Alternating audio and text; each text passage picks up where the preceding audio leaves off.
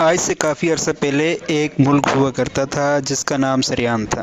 سریان پر ایک عادل بادشاہ حکومت کرتا تھا۔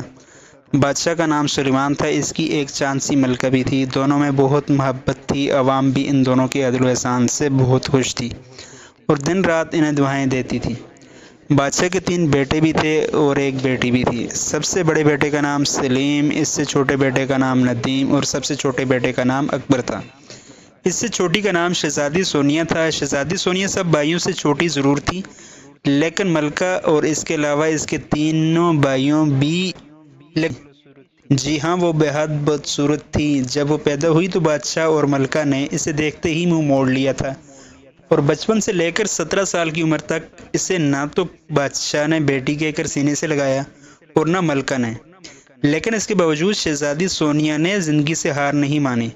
وہ ہر کام دل جمی سے کرتی، پڑھائی میں دلچسپی لیتی اور مکتب میں دوسروں کی طرف بڑھ چڑھ کر سرگرمیوں میں نہ صرف حصہ لیتی بلکہ نمایاں پوزیشن بھی حاصل کرتی۔ آج بھی دربار لگا ہوا تھا۔ نائب بادشاہ کے دستے راز پر بیٹھا ہوا تھا اور باقی درباری اپنے مراتب کی حیثیت سے اپنی اپنی نشستوں پر جلوہ فروز تھے۔ ان میں بدصورت شہزادی سونیا بھی موجود تھی، جو شکل و صورت سے اتنی اچھی تو نہیں تھی، لیکن اس کا دل اس کے چہرے سے بہت مختلف تھا۔ وہ ہمیشہ غریبوں اور لاچاروں کی کھلے دل سے مدد کرتی، اسلام کے قوانین پر تہ دل سے کاربند رہتی اور ہر چھوٹے بڑے کو عزت اور شفقت کی نگاہ سے دیکھتی۔ بادشاہ اپنے تخت پر بیٹھا نائب سے باتیں کر رہا تھا کہ ایک شاہی ملازم بادشاہ کے سامنے آیا اور 3 مرتبہ آداب بجا لانے کے بعد بولا، حضور، ہمارے جاسوسوں نے اطلاع دی ہے کہ سلطنت یمن کے بے شمار سپاہی ہماری سرحدوں پر جمع ہو رہے ہیں اور ان کا ارادہ ہمارے ملک پر قبضہ جمانے کا ہے اور وہ بہت جلد حملہ کرنے والے ہیں۔ ہمارے جاسوسوں نے بھی کہا ہے کہ اگر ہم نے جلد دفاعی اقدامات نہ کیے تو ہماری سرحدی علاقہ جات کو خطرہ ہے۔ یہاں تک کہہ کر وہ آدمی خاموش ہو گیا۔ بادشاہ شاہی ملازم کی بات سن کر پریشان ہو گیا۔ درباریوں کے چہروں پر بھی فکر کے آثار نمودار ہوئے۔ نائب، آپ کا کیا خیال ہے اس بارے میں؟ بادشاہ نے دائیں بیٹھے وزیر سے کہا۔ بادشاہ سلامت، چونکہ یمن بہت بڑی سلطنت ہے، اس لیے ہمیں اس سے مقابلے کے لیے اپنی فوج کسی شہزادے کی قیادت میں آگے بڑھانی چاہیے تاکہ وہ صحیح طور پر جنگ لڑ سکے۔ نائب نے جواب دیا، آپ درست فرماتے ہیں۔ پھر کیا سوچا ہے آپ نے؟ کس شہزادے کو محاذ پر بھیجا جائے؟ بادشاہ نے پوچھا۔ میرے خیال میں تو شہزادی سونیا آپ کے سب بیٹوں میں زیادہ ذہین اور ہونہار ہے۔ اس سے فنون سپہ گری پر بھی مکمل عبور حاصل ہے اور یہ بہترین سپہ سالار ہونے کے علاوہ بہادر بھی ہے۔ نائب نے حقیقت بیان کی۔ بادشاہ نے کہا، نہیں، میں اس کے لیے موزوں خیال نہیں کرتا۔ آپ شہزادی سونیا کو محاذ پر نہ بھیجیں۔ پھر بادشاہ نے شہزادے سلیم کو 50,000 سپاہیوں کے ساتھ سرحد پر پہنچ گیا اور پڑاؤ ڈال دیا۔ دوسرے دن صبح صبح دونوں لشکریں جنگ کے لیے صفیں باندھنے لگے اور پھر لڑائی شروع ہوئی۔ تلواروں سے تلواریں ٹکرانے لگیں اور نیزوں سے نیزے ہزار بہا تیر کشوں سے نکل کر اپنے ہدف کی طرف لپک رہے تھے۔ دشمنوں کی تعداد سلیم کے لشکر سے کہیں زیادہ تھی، اس لیے جلد ہی اس کے لشکر کو گھیر لیا گیا اور تیروں کی برسات ہونے لگی۔ سلیم کے سپاہی کٹ کٹ کر مرنے لگے۔ جو باقی بچے وہ بدحواس ہو کر اس کے پیچھے ہٹنے لگے۔ 2 گھنٹوں کی زبردست لڑائی کے بعد سلیم کے پاس چند سو سپاہی رہ گئے۔ مہا ایک تیر سنسناتا ہوا آیا اور سلیم کی گردن کے آر پار ہو گیا۔ وہ اپنے گھوڑے سے گرا اور چند منٹ بعد تڑپ تڑپ کر مر گیا۔ یہ خبر لشکر میں آگ کی طرح پھیل گئی اور اس کے سپاہی اور بھی گھبرا گئے اور پھر رومی سپاہیوں کے لیے ان پر قابو پانا مشکل نہ رہا۔ سب لشکر کا صفایا کرنے کے بعد رومی فوج کا سپہ سالار اپنی لاکھوں کی تعداد میں فاتح فوج لے کر اندرون ملک ہو گیا۔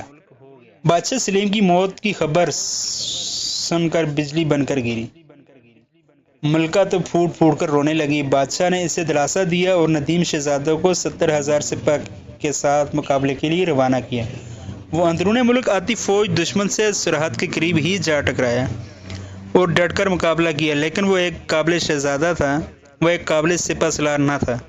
وہ تخت نشیبی اور رعایا کے معاملات سلجھانا جانتا تھا، لیکن جنگی چالوں سے واقف نہ تھا۔ اس لیے نتیجہ یہ نکلا کہ اسے بھی گھیرے میں لے لیا گیا۔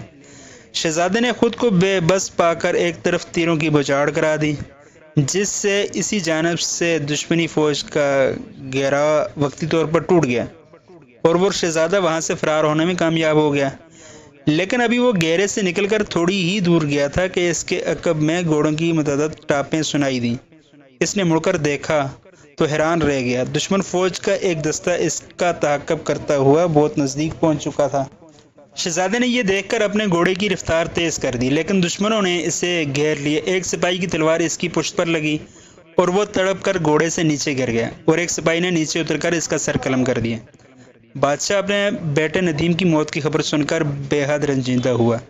وزیر نے اسے سونیا کو روانہ کرنے کی تلقین کی، لیکن وہ عقل مند بادشاہ نہ مانا اور اکبر کو خاص تاکید کر کے محاذ کی طرف روانہ کیا، اور اس کے ساتھ بھی 80,000 کا لشکر تھا۔ جلد ہی دونوں ہواج کا سامنا ہو گیا۔ جوش سے اکبر ہوش کھو بیٹھا اور تابڑ توڑ حملے کرنے لگا، جس سے اس کے سپاہی کٹ کٹ کر گرنے لگے۔ جلد ہی 7,000 اس کے ساتھی سپاہی مارے گئے۔ اس پر اسے ہوش آیا، لیکن اب وہ بری طرح گر چکا تھا۔ اس نے بہت ہاتھ پاؤں مارے، لیکن ایک سریان کے مقابلے میں 6 رومی سپاہی تھے، اس لیے وہ جلد ہی ان پر چھا گئے۔ خون کی ندیاں بہہ نکلیں، اور پھر وہ وقت آیا جب اکبر کے ساتھ صرف 2,000 سپاہی رہ گئے۔ رومی سپاہیوں کے گراؤ اس کے گرد تنگ ہونے لگا، اور پھر کسی نے اس کی گھوڑے کی ٹانگیں کاٹ دیں۔ وہ گھوڑے کے ساتھ نیچے گر پڑا۔ گرد ہی وہ تلوار سنبھالتا ہوا سیدھا ہوا، لیکن دشمن سپاہی کی تلوار اس کے سیدھے دل میں گھب گئی۔ وہ دردناک انداز میں چیخا اور تڑپنے لگا، لیکن جلد ہی وہ بھی ختم ہو گیا۔ تیسرے شہزادے کی موت کی خبر دربار میں پہنچی تو دربار میں سناٹا سا چھا گیا۔ بادشاہ تو بے بسی سے رو پڑا۔ ایسے میں سونیا، جو کبھی بھی اپنے والد کے سامنے نہیں بولی تھی، اپنی نشست پر کھڑی ہوئی اور بولی، حضور میں کچھ عرض کرنا چاہتی ہوں۔ بادشاہ نے چون کر اس کی جانب دیکھا اور بولا، کہو۔ میں چاہتی ہوں کہ اب مجھے جنگ پر روانہ کیا جائے۔ انشاءاللہ میں حضور کو ناامید نہیں کروں گی، شہزادی سونیا نے کہا۔ لیکن اب تو شاہی فوج صرف 20,000 رہ گئی ہے، تم کیا تیر مارو گی؟ بادشاہ نے کہا، آپ مجھے موقع تو فراہم کر دیجئے۔ کچھ نہ کچھ کرنے سے کچھ نہ کچھ کرنا بہتر ہے۔ شہزادی سونیا نے کہا، بہتر ہے تم اپنی صحیح کوشش کر کے دیکھو، بادشاہ نے ٹوٹے ہوئے دل سے کہا، اور شہزادی سونیا بے اختیار خوشی سے اچھل پڑی۔ سریان کے سپاہی زیادہ تر بے نمازی اور نام نہاد مسلمان تھے۔ شہزادی سونیا نے مقابلے کے لیے روانہ ہونے سے پہلے ان کے سامنے تقریر کی، میرے عزیز بھائیوں، آپ لوگ اچھی طرح جانتے ہو کہ ہمارا دشمن کتنا طاقتور ہے، لیکن ہمیں یہ ہرگز نہ بھولنا چاہیے کہ خدا ہمارے ساتھ ہے۔ مسلمان اللہ کا سپاہی ہے، روح تو سدا زندہ رہنے والی چیز ہے۔ موت کے بعد شہید کے لیے اس دنیا سے بھی بڑھ کر زندگی ہے، جس کا ہم تصور نہیں کر سکتے۔ ہمارے آباء و اجداد نے ایمان کے بل بوتے پر بہادری کی ایسے مسائلیں قائم کی ہیں کہ ان پر آج تک دنیا حیران ہے۔ اس لیے جنگ کے دوران یہ نہ دیکھنا کہ تمہاری تعداد کم ہے اور تمہیں زخم کتنے لگے ہیں، بس آگے بڑھتے رہنا جب تک جسم و روح کا ساتھ ہے، آگے بڑھتے رہنا۔ میرا تم سے وعدہ ہے، میں تمہارا ساتھ کبھی کسی موڑ پر نہیں چھوڑوں گی۔ اب تم بھی وعدہ کرو کہ تم ملک سریان کے نہیں بلکہ اسلام کے سپاہی بن کر لڑو گے۔ شہزادی سونیا یہاں تک کہہ کر خاموش ہوگی۔ ہم وعدہ کرتے ہیں کہ یہ آوازیں بلند ہوئیں جن میں عزم و استقلال جھانک رہا تھا۔ شہزادی سونیا نے 1,000 فوجی بادشاہ کے پاس چھوڑے اور خود 13,000 فوجی لے کر سرحد کی جانب پیش قدم ہونے لگی۔ راستے میں اس نے زور کی نماز اپنے مٹھی بھر لشکر کے ساتھ ادا کی اور خدا سے گڑ گڑا کر اپنی فتح کی دعا مانگی، جس پر تمام سپاہیوں نے صدقے دل سے آمین کہا۔ نماز سے فارغ ہو کر وہ دوبارہ آگے بڑھنے لگے۔ جلد ہی انہیں دشمن کا لشکر نظر آیا۔ دونوں فوجیں صفیں اندوز ہوئیں۔ شہزادی سونیا نے سب سے آگے تیر اندازوں کا دستہ متعین کیا اور انتظار کرنے لگی۔ جنگ کا نکارہ بجتے ہی دشمن گھوڑے اور ہاتھی دوڑے ان کی جانب بڑھے۔ تیر پھینکو، شہزادی سونیا نے بلند آواز میں کہا۔ اس کے ساتھ ہی ترکش میں کھنچے ہوئے تیر آزاد ہو کر دشمن کی جانب لپکے اور بہت ساروں کو لے ڈوبے، لیکن دشمن کی فوج رکے بغیر ان کی جانب بڑھتی چلی آئی۔ شہزادی سونیا تیر پھینکواتی رہی اور جب دشمن کچھ فاصلے پر پہنچا تو اس نے تیر اندازوں کو ہٹا کر گھوڑوں پر موجود 5,000 فوج کو آگے بڑھا دیا اور اس کی قیادت میں ایک مشہور اور قابل جرنیل بدر بن زید کی سپرد کر دی۔ دونوں لشکر بعض انداز میں ٹکرائے اور تلواریں گوندنے لگیں۔ شہزادی سونیا نے باقی ماندہ فوج کو 3 حصوں میں تقسیم کیا اور چکر کاٹ کر حملہ آور ہوئی۔ ایک دستہ دائیں اور دوسرا بائیں پہلو سے، اور شہزادی سونیا اپنے دستے کی قیادت کرتی ہوئی عقب سے دشمنوں کے لشکر پر حملہ آور ہوئی۔ اس اچانک ٹوٹ پڑنے والی افداد سے دشمن گھبرا گیا، صفیں کٹنے لگی۔ شہزادی سونیا کے تینوں طرف سے حملے اس قدر شدید تھے کہ لاکھوں کا دشمن لشکر گھبرا گیا۔ اس کے مقابلے کی کوشش کی، مگر اس کے ہاتھ پاؤں لڑکھڑانے لگے، وہ کٹ کٹ کر گرنے لگے، اور پھر اچانک شہزادی سونیا کو دشمن فوج کا سپہ سالار نظر آ گیا۔